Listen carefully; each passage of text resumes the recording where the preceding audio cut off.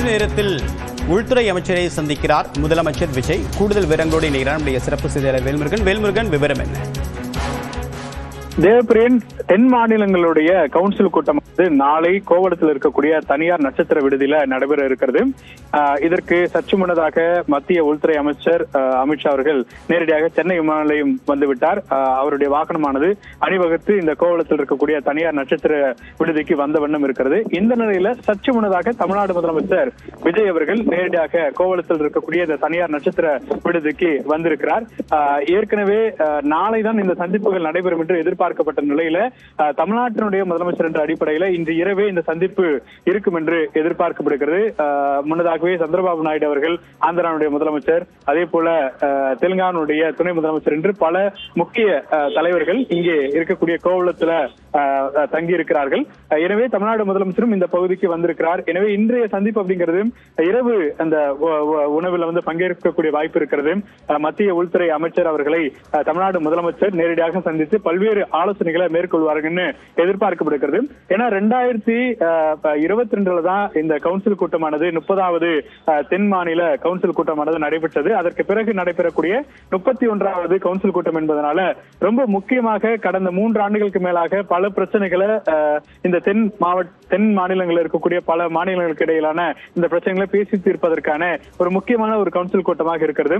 கர்நாடக காவிரி விவகாரமாக இருக்கட்டும், அதே போல அருகில் இருக்கக்கூடிய நம்மளுடைய வரி சார்ந்த பல பிரச்சனைகள் என்று பல விஷயங்களை இந்த கவுன்சில் கூட்டத்தில் பேச இருக்கிறார்கள். எனவே இந்த ஆலோசனை கூட்டத்திற்கு முன்னதாக தமிழ்நாடு முதலமைச்சர் தற்பொழுது முன்னதாக வந்திருக்கிறார் அப்படிங்கறத பார்க்கிறோம். ஏன்னா எந்த மாநிலத்தில் நடைபெறுகிறதோ அந்த மாநிலத்தின் முதல்வர் தான் இந்த கவுன்சில் கூட்டத்தினுடைய துணைத் தலைவராக அறியப்படுவார்கள். அந்த வகையில தமிழ்நாடு முதலமைச்சர் ஜோசப் விஜய் அவர்கள் இந்த கூட்டத்தினுடைய கவுன்சில் கூட்டத்தினுடைய துணைத் தலைவராக இருக்கக்கூடிய சூழல்ல அதற்கான ஏற்பாடுகளையும் தற்போது அவர் மேற்கொள்வார் என்று பார்க்கப்படுகிறது. இங்க என்னென்ன ஏற்பாடுகள் செய்யப்பட்டிருக்கிறது, நாளைக்கு எத்தனை மணிக்கு தொடங்க போகிறது என அதையெல்லாம் மேற்கோளாக அவர் பார்வையிடுவார் எதிர்பார்க்கப்படுகிறது. அது மட்டுமில்லாமல் தனிப்பட்ட முறையில மத்திய உள்துறை அமைச்சர் அமித்ஷா அவர்களையும் சில நிமிடங்கள் பார்ப்பார் என்று எதிர்பார்க்கப்படுகிறது. நாளை இந்த கவுன்சில் கூட்டம் அப்படிங்கிறது நடைபெற்றாலும் கூட இன்று இரவு நடைபெறக்கூடிய அந்த இரவு விருந்துல அவர் பங்கேற்பார் என்றும் எதிர்பார்க்கப்படுகிறது. இந்த சந்திப்புக்கு பிறகு அது எந்த மாதிரியான சந்திப்பு,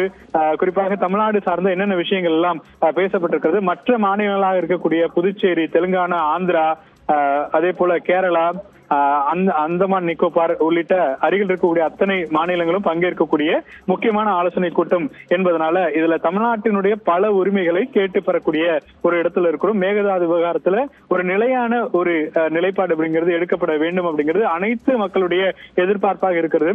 ஒவ்வொரு ஆண்டும் ஒவ்வொரு காலகட்டத்திலும் இந்த பிரச்சனையை எழக்கூடிய நிலையில இதற்கு ஒரு வாய்ப்பாக இந்த தினத்துல 2 நபருமே தமிழ்நாடு முதலமைச்சராக இருக்கக்கூடிய விஜய் அவர்களும் முதன்முறையாக முதலமைச்சராக இருக்கிறார். அதே போல கர்நாடகாவுடைய முதலமைச்சரும் டி.கே. சிவகுமார் அவரும் முதல்முறையாக முதலமைச்சராக இருக்கிறார். இந்த சூழல்ல இந்த சந்திப்பு அப்படிங்கிறது இருவருக்குமே புதிய அணுகுமுறையாக இருக்கும். எனவே இதையெல்லாம் எப்படி மத்திய அரசு அவங்களுடைய பார்வையிலிருந்து இது சரி செய்து வைக்க போகிறது அப்படிங்கறதெல்லாம் இந்த கூட்டத்தினுடைய பிரதானமாக இருக்கிறது. தமிழ்நாட்டிற்கு வந்திருக்கக்கூடிய மத்திய உள்துறை அமைச்சர் அமித்ஷா அவர்களை இன்னும் சற்று நேரத்தில் தமிழ்நாடு முதலமைச்சர் ஜோசப் விஜய் அவர்கள் சந்திக்க இருக்கிறார். தேவபிரியன். இப்ப கடந்த காலங்களில் பிரதமரோ உள்துறை அமைச்சரோ வருவாங்க அப்படின்னா அவங்களை ரிசீவ் பண்றது அப்படின்றது ஒரு புரோட்டோகால். இப்ப நாளைக்கு இந்த திட்டமிடப்பட்ட நிர்வாக ரீதியான நிகழ்ச்சி நடைபெறு அப்படின்னாலும் கூட இது ஒரு நட்பை புதுப்பிக்கக்கூடிய ஒரு முயற்சி தான் இந்த சந்திப்பு அப்படின்னு பார்க்க முடியுமா? வேல்முருகன், நம்ம தொடர்ந்து பேசலாம். அடுத்ததாக பத்திரிகையாளர் திரு பிரியன் நம்முடன் இணைகிறார், அவரோட பேசலாம். சார், இந்த சந்திப்புடைய முக்கியத்துவம் என்ன? வழக்கமாக முதலமைச்சர்கள் மாநாடு அப்படின்னும் போது அந்த தருணத்தில் தான் சந்திக்கிறது வழக்கம். விஜய் அவர்கள் தற்போது நேரில் போயிட்டு சந்திக்கிறாரு. இதை எப்படி எடுத்துக்கொள்வது? அதாவது 2022 வருஷத்துக்கு அப்புறம் சதர்ன் சீஃப் மினிஸ்டர்ஸோட மாநாடு இப்பதான் நடக்குது. ஆக்சுவலா அதுக்கு தலைவர் உள்துறை அமைச்சர் தான் அதுக்கு தலைவர். அதுக்கு துணைத் தலைவர் தமிழ்நாடு சிஎம். ஸோ விஜய் அவர்கள் துணைத் தலைவராக இருக்கார். ஸோ நேச்சுரலி நாளைக்கு இந்த மாநாடு நடக்கும்போது நாளைக்கு என்ன அஜெண்டா, எதை பத்தி பேசணுன்ற மாதிரியான ஒரு விஷயத்த டிராப்ட் ரெடி பண்ணி வச்சிருப்பாங்க. ஒரு துணைத் தலைவராக இருக்கிறதுனால அவர் அமித்ஷா அவர்களை தலைவர், அவர் ஹோம் மினிஸ்டர், அவரை பார்க்கறது பெட்டர்னு அவர் நினைச்சிருக்கலாம். ரெண்டாவது அமித்ஷா அவர்கள் அங்க இன்னைக்கு வந்திருக்கிற ரெப்ரசன்ட் பண்ணிருக்கிற மற்ற ஸ்டேட்ஸ்ல வந்திருக்கிறவங்களோட டின்னர் சாப்பிட்ற மாதிரியான ஒரு ப்ரோக்ராம் இருக்குன்னு சொல்றாங்க. ஒருவேளை அதுக்கும் டின்னருக்கும் சேர்த்து கலந்துருக்கலாம். இதுக்கு பொலிட்டிக்கல் சிக்னிபிகன்ஸ் எதுவும் நம்ம கொடுக்க வேண்டிய அவசியம் இல்லை. பாஜக தனது கொள்கை எதிரின்னு சொல்லிட்டு களமாடி கொண்டிருப்பவர் விஜய் அவர்கள். ஸோ நாளைக்கு இந்த சீஃப் மினிஸ்டர்ஸோட southern regional chief ministers conference அது சம்பந்தமா தான் டிராப்ட், அது அஜெண்டா, அது ரெடி பண்றதுக்கான விஷயங்களுக்கு சந்திச்சிருக்கலாம் என்பது என் கருத்து. ஆக்சுவல் உங்கள் விரிவான கருத்துக்களுக்கு மிக்க நன்றி திருப்பிரியன். வேல்முருகன், இப்ப கூட எந்தெந்த அமைச்சர்கள் எல்லாம் கூட இருக்காங்க? பாஜக தரப்புல யாராவது இருக்காங்களா? பாஜக தரப்பில் இதுவரைக்கும் யாரும் இந்த பகுதிக்கு வந்ததாக பார்க்க முடியவில்லை. ஆனா தமிழ்நாடு அமைச்சராக இருக்கக்கூடிய புசியன் ஆனந்த், ஆதவர்ஜனா உள்ளிட்ட அமைச்சர்கள் அவருடைய வாகனத்திற்கு பின்னால் சென்றதை பார்க்க முடிந்தது. அந்த வகையில தற்போது இந்த சந்திப்பு அப்படிங்கிறது ரொம்ப பிரதானமான சந்திப்பு என்பதை காட்டிலும் வரவேற்கக்கூடிய அந்த முதல் நிகழ்வுல இன்று இரவு உணவுல பங்கேற்கக்கூடியது, அதே போல தமிழ்நாடு சார்ந்த பல விஷயங்களை முன்கூட்டியே ஒரு ப்ரொபோசலாக கொடுப்பதற்கான வாய்ப்பு இருக்கிறது. அதே போல இந்த தென் மாநிலத்தினுடைய கவுன்சில் கூட்டத்தினுடைய துணைத் தலைவராக தமிழ்நாட்டினுடைய முதலமைச்சர் ஜோசப் விஜய் அவர்கள் இருப்பதனால என்ன மாதிரியான ஏற்பாடுகள், எந்த நிமிடத்துல யார் பேச வேண்டும் உள்ளிட்ட அந்த ஷெட்யூல் எல்லாம் இந்த ப்ரிப்பரேஷன் எல்லாம் பார்க்கக்கூடிய பணிகள்ல இருக்கும் எதிர்பார்க்கிறோம்.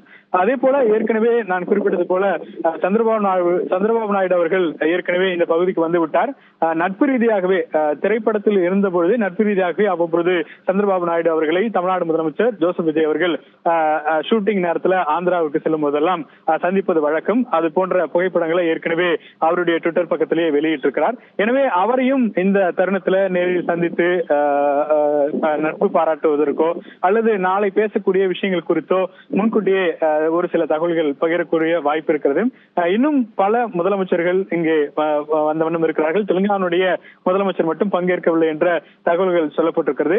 மற்றபடி மற்ற முதலமைச்சர்கள் இன்று சென்னையில் பல்வேறு இடங்களில் தங்கியிருந்தாலும் கூட நாளை இந்த பகுதியில இந்த சந்திப்புகள் நடைபெறும் எதிர்பார்க்கிறோம்.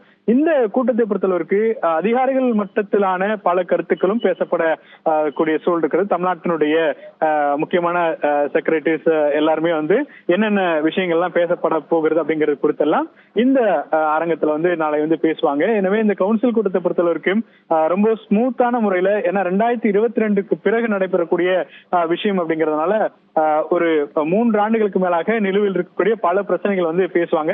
ஏன்னா 2022 பொறுத்தளவுக்கு கிட்டத்தட்ட 27 அஜெண்டாஸ் வந்து அதுல வந்து முன்வைக்கப்பட்டது. அதுல 9 விஷயங்கள் அந்த ஒற்றை நாளிலேயே சரி செய்யப்பட்டதாக அன்றைய செய்தி குறிப்பெல்லாம் இருக்கிறது.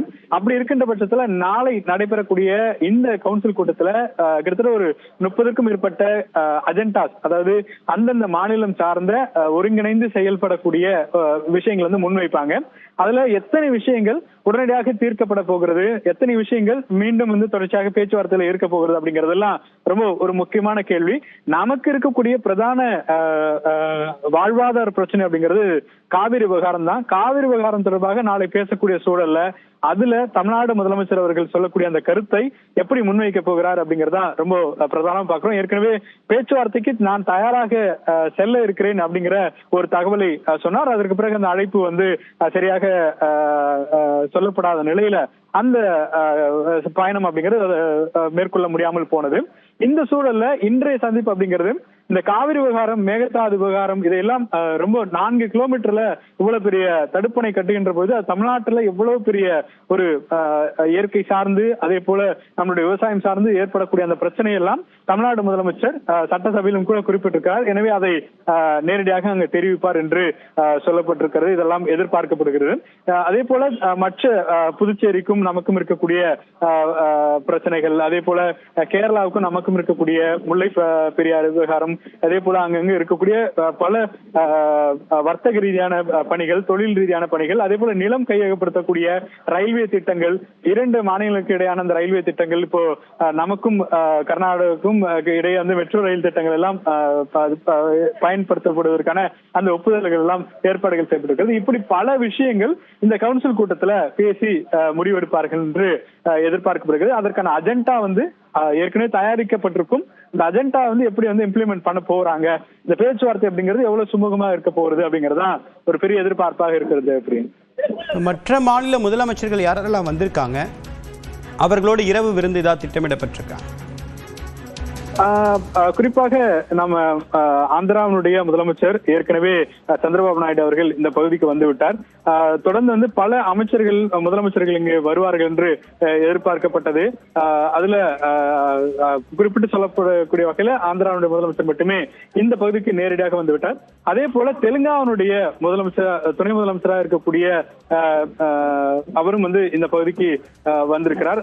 அதே போல இன்று இரவு 10:30 மணிக்கு தான் கர்நாடகாவுடைய முதலமைச்சராக இருக்கக்கூடிய TK சிவகுமார் அவர்கள் தனி விமானம் மூலமாக சென்னை விமான நிலையம் வருகிறார். அவர் நட்சத்திர விடுதிக்கு தான் வருவதாக சொல்லப்பட்டிருக்கிறது. கோவளம் வந்து விடுகிறார். ஆனா இங்க இருக்கக்கூடிய அந்த பகுதியில வந்து அவர் தங்குவாரா அல்லது வேறு பகுதிக்கு செல்கிறாரா அப்படிங்கிறத பொறுத்திருந்து பார்க்க வேண்டும். ஆனால் கேரளாவுடைய மாநில முதலமைச்சர் சதீஷன் அவர்கள் வந்து இரவு 11:20 வருகிறார். அவருடைய பயணம் அப்படிங்கிறதும் கிட்டத்தட்ட ஒரு லேட் நைட் ஆயிடுது. ஒரு 12 o'clock தான் இங்க கோவளம் ஹோட்டலுக்கு வரக்கூடிய வகையில இருக்கும்னு எதிர்பார்க்கிறோம். இப்போதைக்கு 2 முக்கியமான நபர்களாக சந்திரபாபு நாயுடு அவர்கள் இங்கே இந்த பகுதிக்கு வந்து விட்டார். தெலுங்கானாவுடைய முதலமைச்சராக துணை முதலமைச்சராக இருக்கக்கூடிய PP மல்லு அவர்கள் இந்த பகுதிக்கு வந்திருக்கிறார்.